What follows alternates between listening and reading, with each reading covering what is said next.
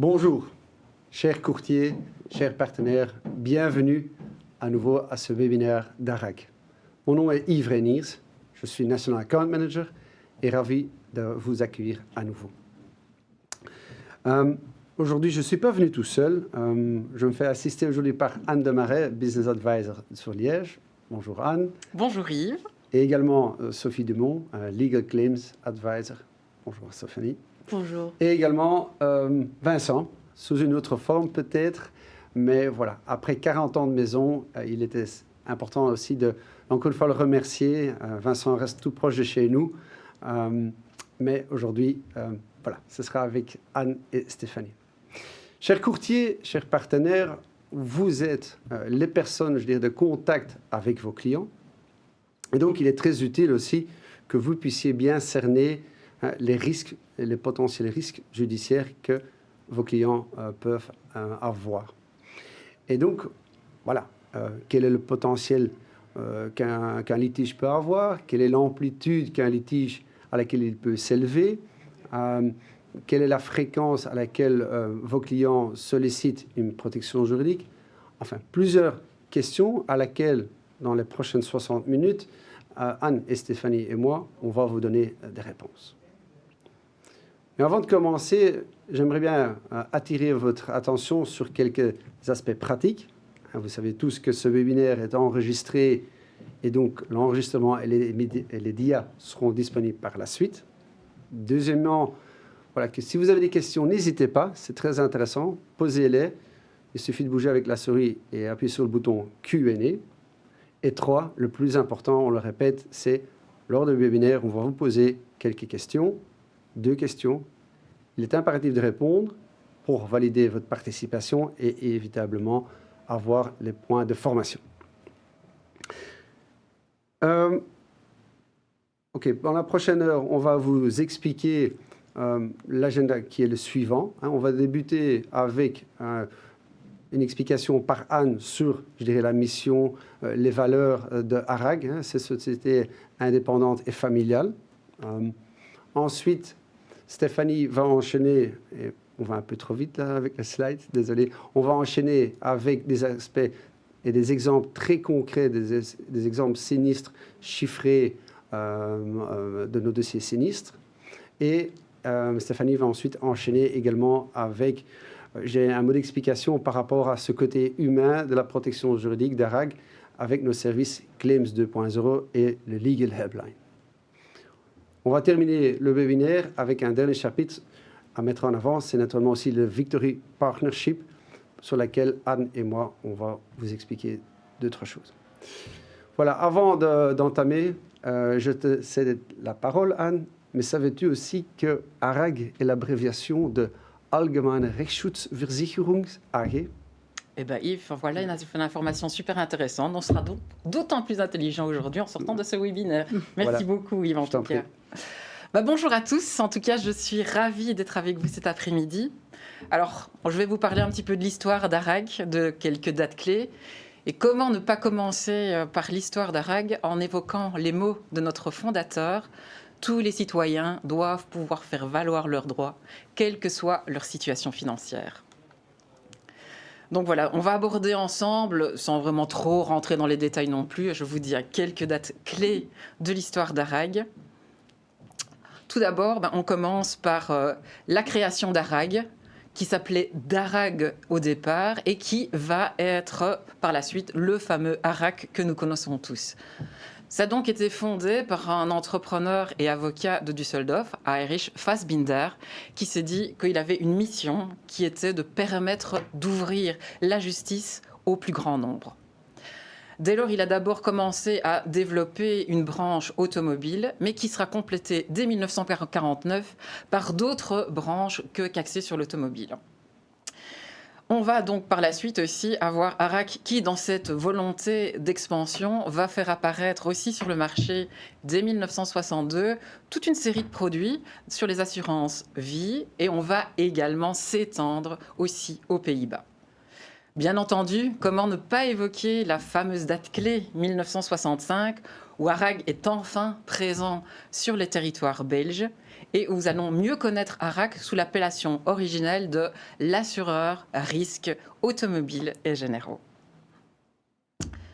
Nous poursuivons ensuite par l'implantation d'ARAG en effet sur le territoire américain. ARAG s'était déjà très fort répandu sur le territoire européen, comme vous allez le voir par la suite, mais dès 1989, donc voilà, on avait voulu asseoir aussi une position confortable aux États-Unis. En 1990, pardon, excusez-moi, nouveau branding d'ARAG avec un nouveau logo tel que vous le connaissez aujourd'hui. On passe enfin aux années 2000 où là, voilà, le docteur Fassbender, donc quelqu'un qui fait partie de la famille d'Heinrich, va devenir le CIO du groupe ARAG. Dès 2001, voilà, toujours notre siège social basé à Düsseldorf, mais là, avec l'inauguration de cette fameuse ARAG Tower basée à Düsseldorf, où les bureaux d'ARAG vont être déménagés. Dès 2011, ARAG va prendre une autre forme juridique et va dès lors devenir une société européenne avec différentes succursales sur le territoire, dont forcément la Belgique et la ARAG SE, Branch Belgium, telle que vous la connaissez aujourd'hui. Bien sûr, l'histoire d'ARAG, c'est aussi une histoire d'êtres humains à travers le monde. En effet, ARAG emploie plus de 4300 employés dans de nombreux territoires européens, mais pas que. Donc aussi à une échelle internationale, puisque nous avons aussi une position aux États-Unis, au Canada et également en Australie. Voilà un petit schéma à la carte géographique qui vous permet d'un petit peu mieux vous familiariser avec exactement les positions à l'international d'ARAG à travers le monde. Je ne vais pas tout énumérer, mais dès lors, vous avez l'opportunité de vous rendre un petit peu compte de où nous nous situons. Bien sûr, quelques mots aussi sur des pays phares du groupe. Bien sûr, comment ne pas commencer par l'Allemagne, hein, notre siège social, notre maison mère étant basée à Düsseldorf, le groupe ARAG prend ses racines là-bas. C'est une véritable entreprise familiale, la plus grande d'ailleurs d'Allemagne, et qui reste aussi l'un des 3 premiers assureurs de protection juridique à travers le monde. Quelques mots également sur l'Italie. L'Italie aussi, un énorme pays où aussi ARAG a une position ultra confortable en étant le plus grand assureur de protection juridique sur le territoire. Au niveau de son portefeuille, il se décline en 2 volets. Un portefeuille direct, où là, il y a plusieurs centaines d'agences et de courtiers au national comme à l'international qui sont là pour pouvoir promouvoir les produits commercialisés par ARAG en Italie. Un volet aussi à l'indirect concerne là toute une série d'accords de réassurance avec des grandes compagnies d'assurance et aussi des grands groupes bancaires.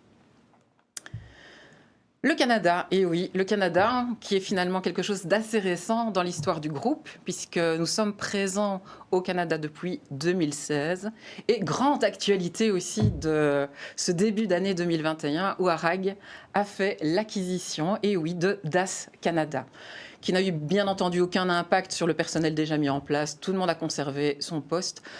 Finalement, ça s'aligne tout à fait dans la dimension de l'expansion qu'ARAG a envie de faire à l'échelle internationale. Un portefeuille de produits de l'ordre de 19,5 millions d'euros au chiffre arrêté en 2019. Et bien sûr, dans une volonté de mettre à la disposition aussi de la population canadienne un ensemble de produits très vastes qui touchent à la fois les familles, les propriétaires, les petites entreprises. Bien entendu, comment ne pas dire quelques mots sur la Belgique, qui est donc apparu, où ARAG est apparu sur le territoire donc en 1965, sous la forme donc de ARAG SA. Et donc, comme je vous l'avais précédemment énoncé, depuis 2011, nous sommes une société européenne et nous sommes dès lors une succursale d'ARAG Allemagne.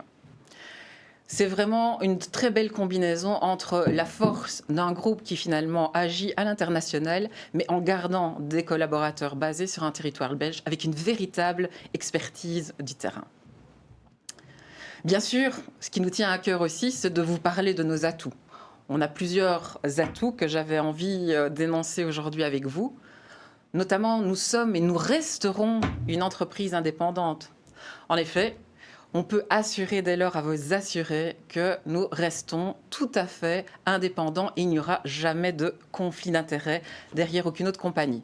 Ce qui compte avant tout pour ARAG, c'est de pouvoir défendre les intérêts de vos assurés et non pas ceux d'une compagnie d'assurance.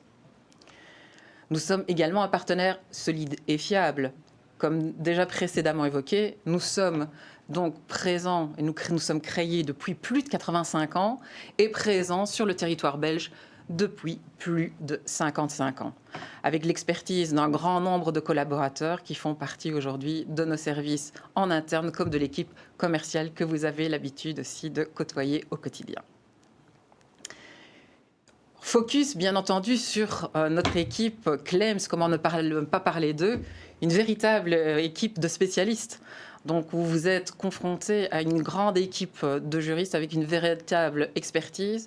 Certains ont développé donc, une véritable expertise sur tout le domaine du car, donc ils ne traiteront que ce genre de dossier, donc une véritable expertise dans le domaine de l'auto.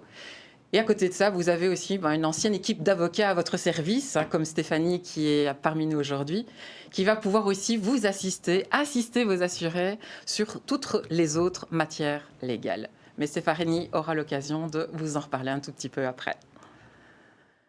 Comme on le disait, experte, une experte. Ah oui, ARAG, assureur spécialiste de la protection juridique. Donc dès lors, on ne s'éparpille pas. On a vraiment décidé de faire un focus sur une seule branche, la protection juridique, pour pouvoir développer en externe comme en interne la plus grande expertise pour pouvoir vous offrir à vous courtiers, à vos assurés, le meilleur service que ARAG puisse vous proposer. Et une dernière chose avec laquelle j'avais envie de vous entretenir, c'est, oui, nous avons un nouveau slogan. Ce que nous avons envie de défendre, c'est le côté humain de la protection juridique. Bien entendu, avec tout ce que nous connaissons aujourd'hui, les sinistres inondations, avec le Covid, comment ne pas se focaliser sur l'être humain? Et dès lors, c'est vraiment dans le cœur de tous les débats de la compagnie de se dire, nous avons vraiment besoin de remettre l'être humain au centre de nos priorités. Et dès lors, on a envie d'être à votre écoute, à l'écoute de vos assurés, de vous fournir des messages clairs, simples, compréhensibles, et dès lors de pouvoir être un vrai partenaire, que nous puissions œuvrer chacun ensemble, main dans la main. Voilà, Yves. Merci en tout cas, Anne. Avec plaisir. Avec ces explications, je retiens surtout acteur international, une grande famille, l'indépendance et aussi surtout le côté humain de la protection juridique. Chers téléspectateurs, avant d'entamer le prochain thème avec Stéphanie, je vous inviterai plutôt à déjà répondre à ce premier sondage. Donc, je répète qu'il est important d'y participer pour pouvoir bénéficier de ces points de formation. Après votre choix, je vous invite à ne pas oublier d'aller un peu plus bas pour valider votre réponse. Donc, et le sondage est le suivant. À votre avis, quel est le pourcentage de nos assurés ayant un produit Mobility qui ont déjà été impliqués dans un litige? Voilà. Prenez le temps. En même temps, voilà, on va plutôt se retourner, comme j'avais dit, vers toi, Stéphanie, surtout un peu à expliquer des cas un peu concrets, chiffrés par rapport à cette fréquence, l'impact des sinistres chez nous dans nos dossiers Claims ARAG. Merci Yves. Eh bien, un début de réponse, c'est celle-ci, 30%. 30% de nos assurés ayant un produit Mobility ont déjà été impliqués dans un litige. Alors, ce premier chiffre nous apprend évidemment que la protection juridique automobile, si elle n'est pas obligatoire, au contraire de l'assurance responsabilité civile automobile, eh bien, a toute son utilité, a toute son importance, puisque c'est un véritable complément qui va permettre à notre assuré de pouvoir lui fournir, en cas de sinistre ou d'infraction au code de la route, une véritable assistance administrative et juridique.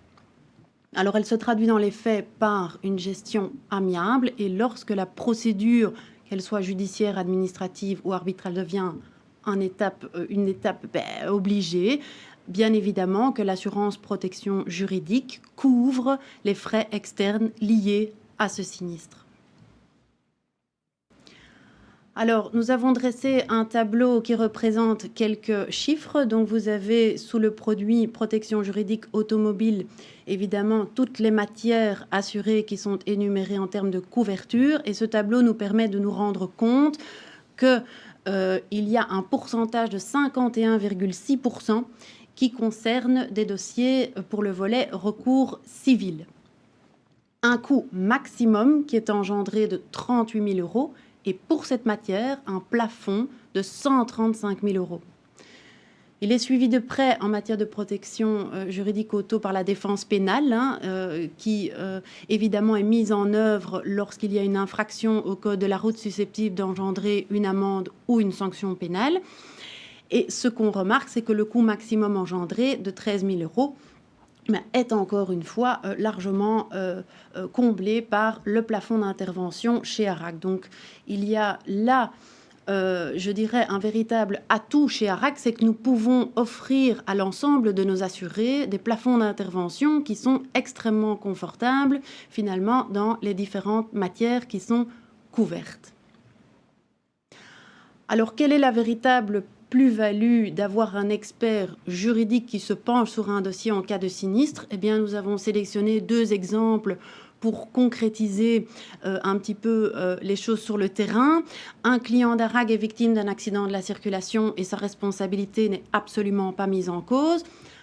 On le sait, notre arsenal juridique en Belgique impose, pour ouvrir le droit à l'indemnisation, eh bien, la démonstration d'une faute, d'une responsabilité dans le chef d'un tiers. Alors, dans les faits, ce n'est pas toujours simple, parce que dans un accident de la circulation, vous pouvez évidemment avoir plusieurs assureurs qui sont impliqués dans l'accident et des responsabilités, du coup, qui ne sont pas clairement établies, avec pour conséquence que l'assuré n'est pas indemnisé. Là où ARAC fait la différence, c'est que par évidemment l'intermédiaire d'un courtier, on va pouvoir ouvrir un dossier et remédier à cette problématique, faire en sorte que le client soit indemnisé à bref délai. Un expert juridique va, dans ce cas précis, immédiatement invoquer la convention de la victime innocente. Alors, vous avez déjà très certainement entendu parler déjà de la convention de la victime innocente. C'est une convention qui est applicable si, comme en l'espèce, dans l'exemple que nous donnons, la victime n'est pas en faute. Eh bien, cette convention permet, en fait, selon des modalités qu'elle détermine, de viser un assureur en particulier qui aura dans l'obligation d'indemniser la victime innocente. Et il est tenu de le faire dans un délai de 3 mois suivant la demande. Et ce n'est que dans un second temps que tout le débat sur la responsabilité est fait. Donc, vous avez vraiment les assureurs concernés qui vont procéder entre eux au décompte final dans un second temps. Mais, entre-temps, l'objectif est atteint, le client est satisfait, le client est indemnisé. Alors, dans cet exemple, on pourrait imaginer une subtilité en plus qui fait que le travail d'un expert juridique a là aussi toute son utilité. L'assureur d'une autre partie demande le rejet de la convention parce qu'il fait le constat que tous les assureurs concernés n'ont pas adhéré à cette convention. Eh bien, là aussi, l'expert juridique va pouvoir se pencher sur le dossier, mener son enquête, vérifier que tous ont signé cet accord pour souscrire aux conditions de cette convention et exiger finalement qu'elle soit appliquée. Deuxième exemple, un client d'ARAC a subi un accident de la circulation. Il n'est pas en faute et son véhicule est endommagé. Son assureur responsabilité civile auto pourrait invoquer la convention règlement direct, mais ne le fait pas. Là aussi, un expert juriste peut faire la différence, puisque lorsqu'il a le dossier entre les mains, la première chose qu'il va vérifier, si les conditions nécessaires à l'application de cette convention sont réunies ou pas. Alors, la convention, la fameuse convention RDR, règlement direct, j'imagine que tout le monde en a déjà entendu parler, mais donc pour rappel, le conducteur non responsable est en fait directement indemnisé pour les dégâts matériels de son véhicule par son propre assureur responsabilité civile auto. Là aussi, l'objectif, comme pour la Convention de la victime innocente, c'est vraiment une accélération de la procédure d'indemnisation pour la victime, puisque vous avez en fait le propre assureur responsabilité civile auto qui va indemniser et se retourner ensuite contre l'autre partie tenue pour responsable afin de récupérer ses débours. Alors il y a toute une série de conditions évidemment qui doivent être réunies, mais cette convention RDR s'applique en fait très fréquemment dans le règlement des litiges. 98% du marché de l'assurance automobile a adhéré à cet accord et 75%, donc 3/4 des accidents de la route sont réglés dans le cadre de cet accord. Alors, notre expert juridique va expliquer, dans ce cas comme celui-ci, pourquoi précisément l'assureur responsabilité civile peut conclure un accord en faveur de l'assuré et conformément à cette convention RDR, et l'assureur responsabilité civile est d'ailleurs obligé d'appliquer la convention. L'indemnisation est versée au client par l'assureur responsabilité civile et il en est satisfait. Alors, dans nos produits particuliers, vie privée, 20%, deuxième pourcent qu'on peut présenter, 20% de nos assurés ayant un produit particulier ont déjà été impliqués dans un litige. On a fait une moyenne annuelle, c'est 3,5%. C'est une moyenne qu'on a fait sur les 5 dernières années, avec un coût moyen par sinistre de 3 200 euros. Et un coût maximum de 46 000 euros. Et vous allez voir aussi que pour ces matières, si on reprend toutes les matières qui sont couvertes et assurées dans la colonne extrême gauche, qu'à chaque fois, le coût maximum ne vient pas dépasser le plafond d'intervention d'ARAG. Donc on a et on offre des plafonds d'intervention qui sont extrêmement confortables et qui nous permettent d'assumer la totalité des frais externes liés à une procédure lorsque celle-ci est nécessaire et que la phase amiable n'a pas pu aboutir. Dans les produits vie privée, on retrouve et on fait souvent appel à notre garantie droit immobilier. Vous avez un coût maximum de 4 000 euros. Là aussi, le plafond d'ARAG permet de les couvrir. Et on retrouve ensuite les litiges contractuels, 19,4%, coût maximum de 37 000 euros. Là aussi, le plafond d'ARAG permet de couvrir ces frais.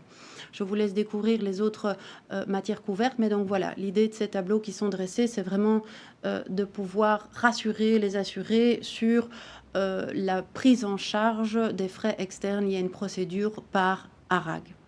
Alors, prenons un exemple de cas immobilier. Il est toujours évidemment important et éloquent d'invoquer des cas dans la pratique.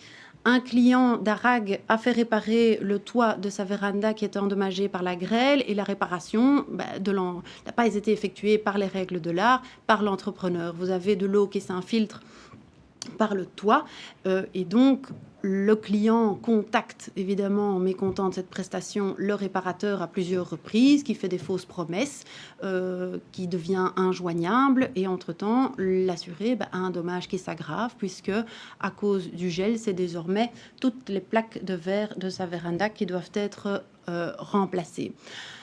ARAG fait la différence. Lorsque le dossier est ouvert dans des matières techniques, ce qu'on va faire, c'est mettre tout de suite un expert technique sur le coup. L'expert technique va pouvoir établir les responsabilités, établir la faute, établir les mesures pour y remédier et en déterminer le coût. Imaginons ici que l'expert rende effectivement son rapport. Il va d'abord donc constater qu'effectivement les travaux ne sont pas effectués dans les règles de l'art.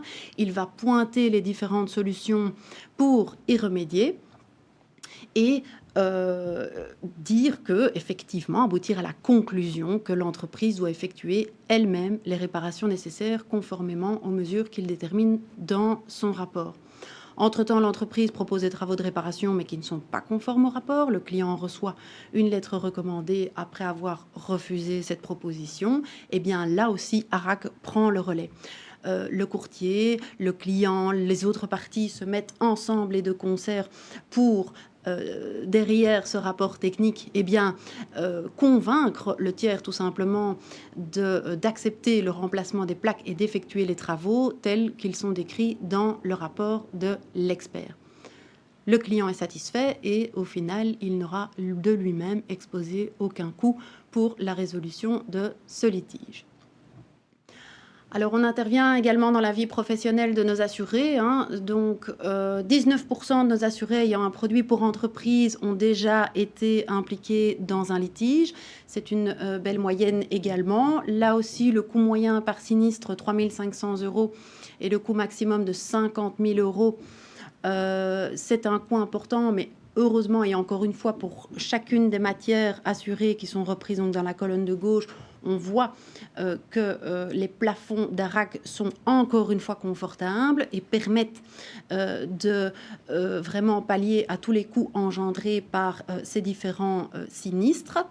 On a en première ligne ici les litiges contractuels, ce qui n'est pas très surprenant puisque dans leur vie professionnelle, évidemment, ils sont amenés à devoir souvent conclure des contrats avec leurs clients. Alors, prenons l'exemple d'un litige contractuel. On a un travailleur manuel indépendant, donc un menuisier qui réalise un travail sur mesure pour le compte d'un client, qui émet une facture de 1 000 € et 1 an après l'émission de cette facture, eh bien, elle demeure impayée. C'est un cas classique de litige de recouvrement de créances qui fait que le dossier pourrait effectivement à nouveau atterrir auprès et entre les mains d'un expert juridique auprès d'ARAG qui va mettre en demeure au terme d'une phase amiable le tiers de payer cette facture. Et donc, il va vraiment défendre les intérêts de l'assuré, si besoin avec menace d'une assignation judiciaire. Et très souvent, le résultat est atteint. On se fait l'économie d'un procès et d'une procédure qui est extrêmement et souvent chronophage, qui coûte en termes de temps et d'énergie, et on arrive pour le client à dégager une solution satisfaisante. C'est un règlement rapide du litige que nous pouvons lui offrir. Alors, j'enchaîne avec une quatrième matière, c'est l'association des copropriétaires, l'ACP. 23% de nos assurés ayant un produit ACP ont déjà été impliqués dans un litige. On voit encore une fois à travers ces pourcentages toute l'utilité d'une protection juridique. Alors, quand on reprend les matières couvertes, sans grande surprise, c'est effectivement l'assistance recouvrement de charges qui sort du lot. Elle concerne 69,6% de nos litiges, ce qui est assez important. Coût maximum engendré par ce sinistre, 6 000 €, avec encore une fois, vous le voyez, un plafond d'intervention fixé à 20 000 € et donc encore une fois un plafond d'intervention qui est extrêmement confortable. Alors le cas classique du recouvrement de charges, c'est évidemment le copropriétaire défaillant qui accuse plusieurs mois de retard, qui ne paye pas ses charges de copropriété, ce qui fait évidemment souffrir la copropriété, puisque ce sont les autres copropriétaires qui doivent pallier à ces manquements-là. Donc, c'est toujours des sinistres qui sont traités avec une certaine urgence et au terme d'une phase amiable, là aussi, avec l'aide de nos experts juristes, on parvient très souvent à trouver une solution dans le cadre d'une gestion amiable. Alors, si ce n'est pas possible parce que vous avez un copropriétaire qui est défaillant et qui ne donne pas suite aux mises en demeure qui sont adressées, bien évidemment que nous pouvons mandater un avocat. Cet avocat est celui qui est choisi par le client. Et donc, les frais externes qui seront générés par cette procédure judiciaire seront pris en charge par la compagnie. Voilà, Yves, j'en ai terminé, je te laisse la parole. Oui, pardon. Ou alors j'enchaîne directement sur le légal. C'est gentil. En tout cas, je retiens surtout que par rapport à ces litiges, que ce soit dans le monde particulier ou le monde entreprise, c'est que voilà, la probabilité elle est là, la fréquence est là, mais surtout que les plafonds qu'on prévoit dans nos produits sont largement suffisants en tout cas. Naturellement, la protection juridique, chers téléspectateurs, ce n'est pas uniquement, comme Stéphanie a expliqué, la prise en charge des frais externes, les honoraires d'avocat ou les frais d'huissier et les frais de justice. Non, il y a aussi toute une phase à l'amiable, toute une approche de service, une approche du côté humain de la protection juridique qui est fort défendue par nos équipes en interne et qui se traduit à travers, je dirais, les deux services qu'on connaît, le Claims 2.0 et le Legal Helpline. Mais naturellement, pour ceux qui ne le connaissent pas, je pense que Stéphanie, toi, tu vas expliquer ce qu'il en est en tout cas. Oui, alors c'est vrai que c'est un aspect extrêmement important de notre fonction au sein de la compagnie protection juridique. Et donc, c'est le service de la Legal Helpline. Alors, il faut savoir que nos équipes sont composées exclusivement de juristes qui ont tous au moins 5 ans d'expérience au barreau. Donc, ils ont les armes nécessaires, si je puis dire, pour répondre à l'ensemble des questions qui sont posées à travers ce Legal Helpline. Donc, le Legal Helpline, c'est quoi? Eh bien, c'est simple, c'est une ligne téléphonique, vous avez le numéro qui s'affiche en bas de l'écran, qui peut être appelé pendant nos heures d'ouverture de bureau et qui permet de prodiguer à nos assurés, mais aussi à nos courtiers évidemment, des conseils juridiques gratuits et illimités par téléphone. Alors, indépendamment du type du contrat qui a été conclu par la compagnie. Donc, vous pouvez avoir un client qui a un produit véhicule et qui vient poser une question relative à sa vie privée. Nous lui répondrons aux questions. Nous le faisons immédiatement et par téléphone. Parfois, évidemment, selon la complexité juridique de la question, eh bien, il nécessite des recherches supplémentaires. Nos juristes préfèrent donner des réponses précises et complètes. C'est pourquoi ils se réservent alors le droit de revenir, en tous les cas, dans les 3 jours ouvrables suivant l'appel qui a été donné. Merci. Je vais t'interrompre, Stéphanie, navré, mais en même temps, on a ici notre deuxième question, notre deuxième sondage. Je rappelle, je suis déjà ravi de constater qu'on est 331 spectateurs, mais la question précédente, il n'y avait que 244 personnes qui ont répondu. Je rappelle, il était important que vous répondez aux 2 questions pour valider votre présence et d'avoir les points de formation. La question est la suivante. Avez-vous déjà appelé notre Legal Helpline? Oui, non, mais si, j'ai une question juridique. Je l'utiliserai certainement à l'avenir. Merci de répondre et de valider également votre choix. Voilà, Stéphanie, je propose que tu enchaînes avec notre fameuse Legal Helpline encore. Oui, merci. Alors, quelques chiffres pour se rendre compte un petit peu de toute l'importance de notre Legal Helpline. Au cours de ces 5 dernières années, c'est beaucoup. Nous avons enregistré 16 900 appels, ce qui représente quand même 3 600 appels par an. Et mensuellement 300 appels. Donc le téléphone fonctionne à plein régime et c'est effectivement un service que nous sommes fiers, évidemment, de pouvoir offrir à nos assurés. Alors, les questions qui sont posées vont dans tous les domaines. On voit quand même qu'il y a énormément de questions qui concernent la vie privée de nos assurés, mais aussi toutes les questions par rapport à la mobilité, ce qu'on appelle mobilité. Il y a aussi des questions sur la vie professionnelle et des questions en matière de droit immobilier. Alors, la plupart des questions, donc nous l'avons dit, portent sur les garanties, principalement recours civil, mais on a toutes les matières assurées. La Legal Helpline affecte, si je puis dire, toutes nos matières. Et donc, l'idée, nous l'avons déjà dit, mais c'est que vous allez vraiment avoir au bout du fil un juriste qui est expérimenté et qui va donc pouvoir tout de suite, à l'occasion de cette consultation, de cette première consultation juridique, tout d'abord cerner le problème en droit, connaître les règles qui sont applicables et donner déjà du coup un premier avis sur les chances de succès finalement d'une procédure. Il peut aussi recommander les mesures préventives et sûres et suggérer une action appropriée. Alors, dans quelle situation notre LHL est sollicité?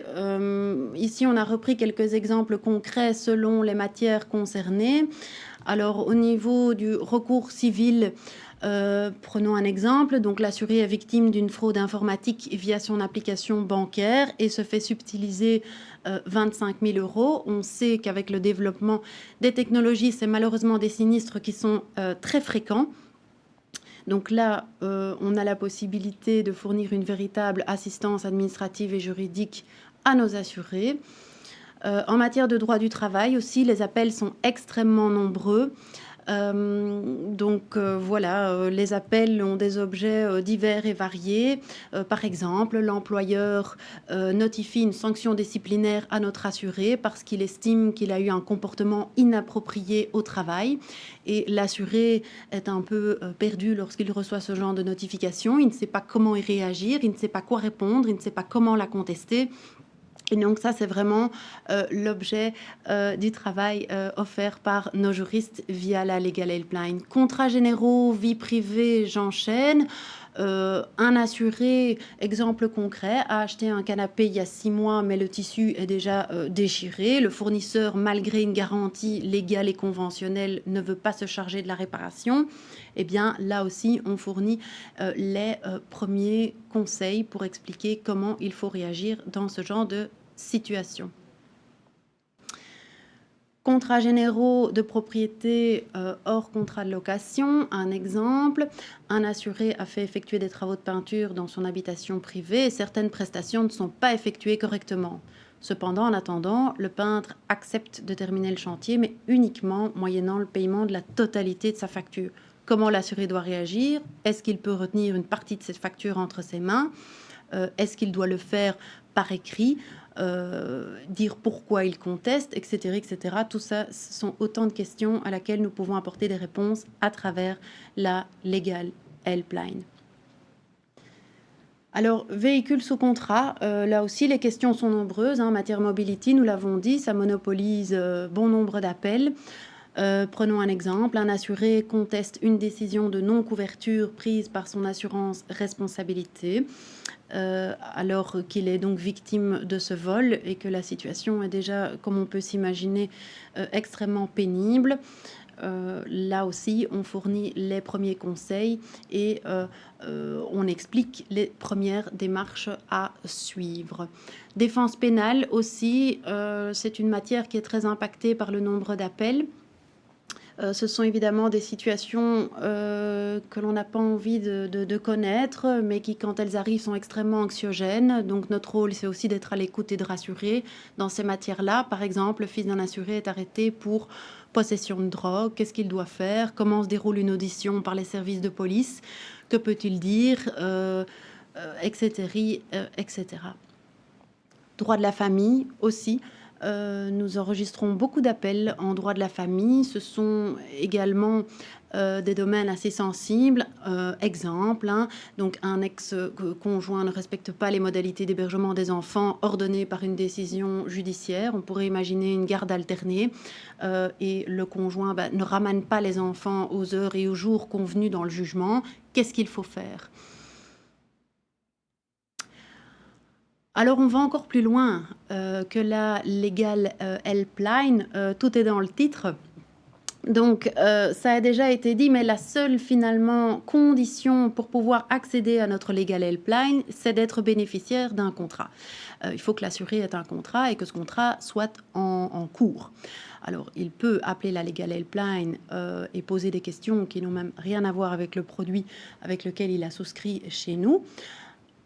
On répond à la question juridique qui est posée naturellement.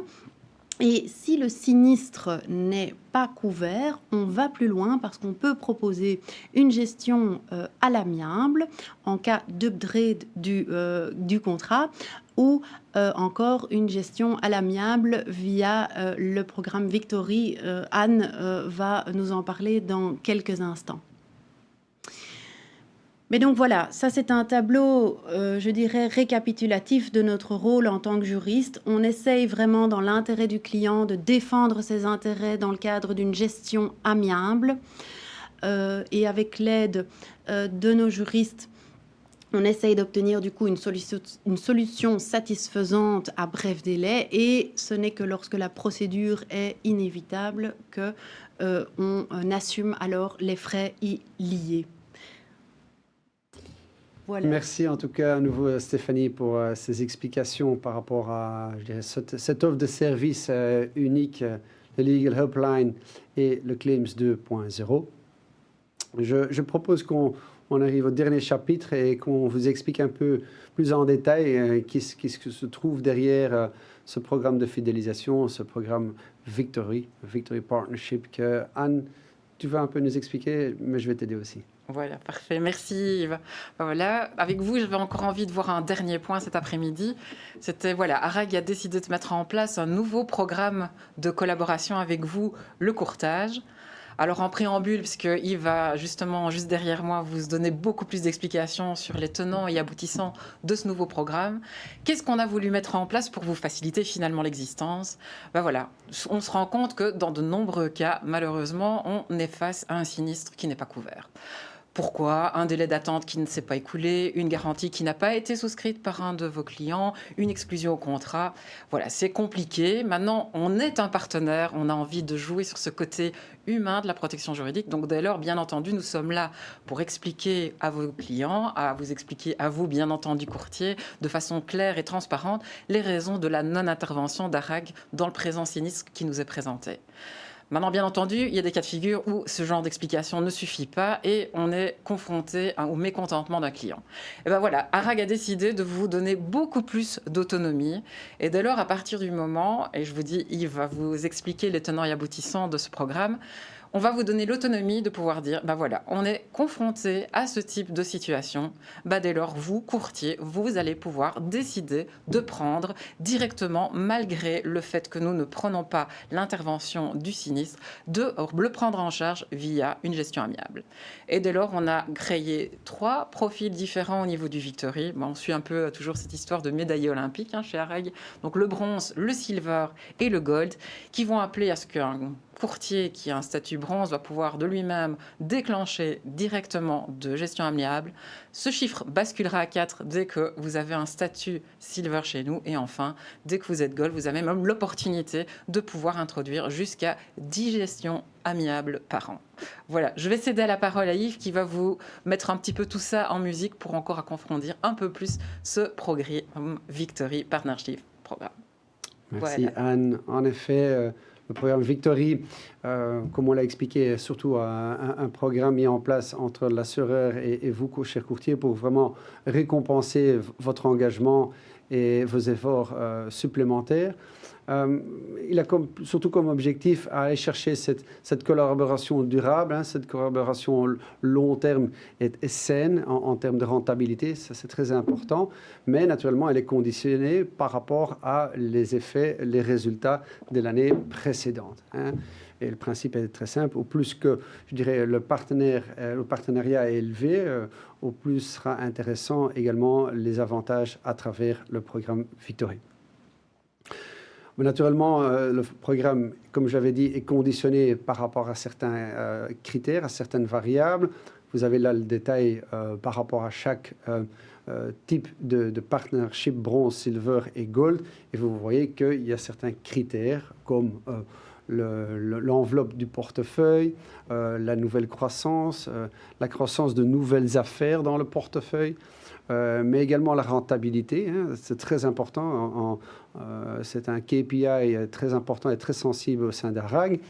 Et naturellement, l'utilisation de notre outil. Vous savez, nous avons aussi un outil, le B2B, qui est à votre disposition pour consulter des pièces, consulter des sinistres, consulter également la mise en place de vos contrats. Un outil qui, naturellement, soulage aussi nos services en interne. Et donc, voilà, en fonction de ces différentes conditions, vous aurez plutôt un avantage bronze, silver ou gold. Et ça se traduit dans quel type d'avantage? Voilà, vous voyez à nouveau la même répartition et vous allez avoir, par exemple, une gestion à l'amiable pour un sinistre non couvert.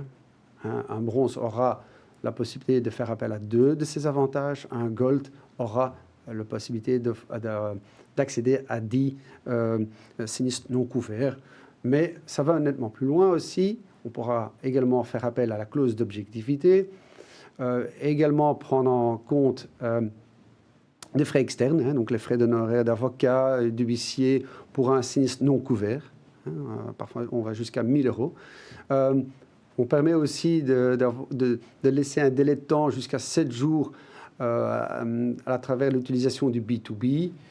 Naturellement, le Legal Helpline et sachez que nous avons aussi la possibilité de vous aider et de vous accompagner dans la formation et dans la sensibilisation de la nécessité de la protection juridique à travers nos ARAG School. Voilà, chers téléspectateurs, nous sommes arrivés à la fin de cette présentation de ce webinaire. Voilà, il ne nous reste plus qu'à répondre aux nombreuses questions. Il y en a plusieurs ici, alors je me dirige plutôt vers toi, Stéphanie, pour la majorité. On commence avec il y en a beaucoup par rapport à LHL, donc c'est très encourageant que ça vous intéresse. La première est, ARAG applique-t-il automatiquement le LHL en cas d'un rejet d'une demande? Donc, ARAG applique-t-il automatiquement le LHL en cas de rejet d'une demande? C'est la question.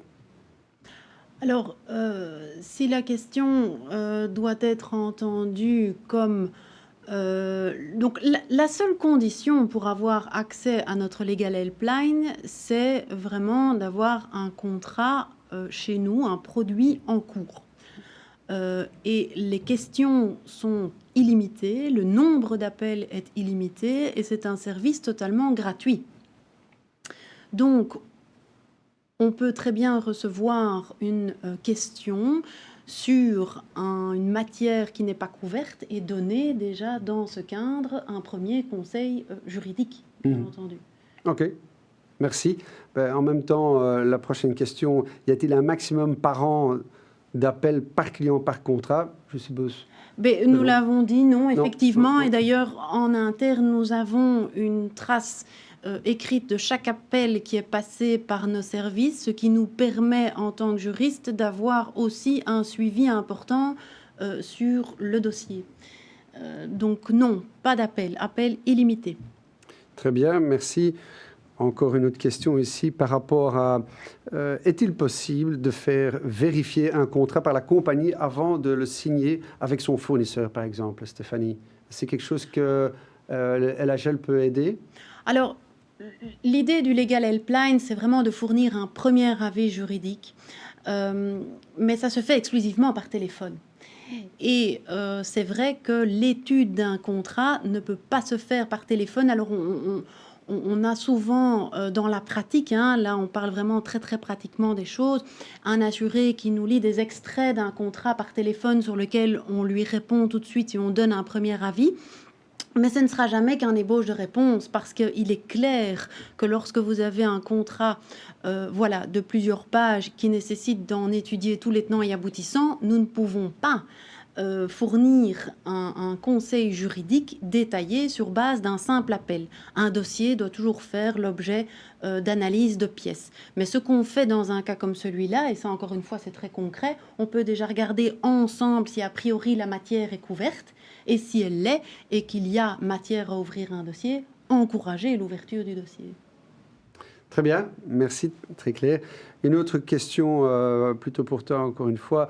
En cas de tentative, Stéphanie, de règlement à l'amiable, le client peut-il lui-même choisir son médiateur? Alors, bien entendu. ARAG, comme par exemple, pour reprendre l'exemple le plus flagrant, le libre choix de l'avocat, offre la possibilité à l'assuré de choisir finalement les experts juridiques ou techniques auxquels il veut faire appel. Donc oui, c'est toujours au choix du client. Après, si le client n'en a pas, ce qui arrive aussi fréquemment dans la pratique, nous avons évidemment des experts avec lesquels nous avons l'habitude de collaborer, qui ont toute notre confiance et nous pouvons suggérer des experts à l'assuré. Très bien. Encore une question intéressante. À un moment donné, je pense que c'est toi qui l'as évoqué, Stéphanie, tu parlais d'un délai d'attente ou un bref délai. Qu'entendez-vous par bref délai? Quels sont les délais pour le mandat d'avocat après une phase à l'amiable? Alors, la réponse à la question dépend déjà de savoir dans quelle matière on se trouve. Parce que vous avez des matières qui nécessitent d'agir à bref délai. Je prends un exemple flagrant. Si vous avez un assuré qui nous déclare un sinistre par rapport à un véhicule, parce qu'il estime que ce véhicule qu'il vient d'acheter est nanti d'un vice caché, L'arsenal juridique fait que, en Belgique, l'action judiciaire pour vice caché à l'encontre du vendeur doit être introduite à bref délai. Donc évidemment, dans un cas comme celui-là, on a toujours une phase amiable, mais qui va être alors moins importante dans le temps, ou en tous les cas suivie de près, pour ne pas évidemment que l'assuré soit ensuite atteint par la forclusion. Donc, c'est-à-dire qu'il ne puisse pas bénéficier de l'assistance d'un avocat pour aller en justice. Donc, ça dépend vraiment des matières. Mais quand cela est possible, la phase amiable est toujours tentée, et dans l'intérêt d'ailleurs de l'assuré, parce que il existe, quand il n'y a pas en tous les cas d'exigence procédurale, souvent, toujours, un intérêt à résoudre ce dossier à l'amiable, parce que les procédures judiciaires sont chronophages, parce qu'elles coûtent énormément en termes de temps, d'énergie et d'argent, et que donc, dans la mesure du possible, avec nos spécialistes, on essaye de l'éviter. Dans les faits, ça se traduit par très certainement l'envoi d'une mise en demeure officielle à la partie adverse, où on fait part de la position de notre assuré. Si le tiers n'y donne pas suite, on adresse un rappel, et dans la foulée, si on voit que vraiment il y a une situation de blocage et que nous ne pouvons pas par d'autres moyens obtenir satisfaction pour le compte de notre client, alors on lui suggère évidemment de mandater un avocat qu'il peut évidemment choisir. Définir un délai en termes de jours ou même de semaines est donc impossible, parce que ça dépend vraiment des matières, mais la phase amiable, quand elle est possible, est toujours en tous les cas tentée. Ok, très clair. Merci en tout cas. Une autre question par rapport à la convention de la victime. Où peut-on trouver la liste des compagnies? Un téléspectateur demande, qui adhèrent à la convention des victimes innocentes, s'il vous plaît.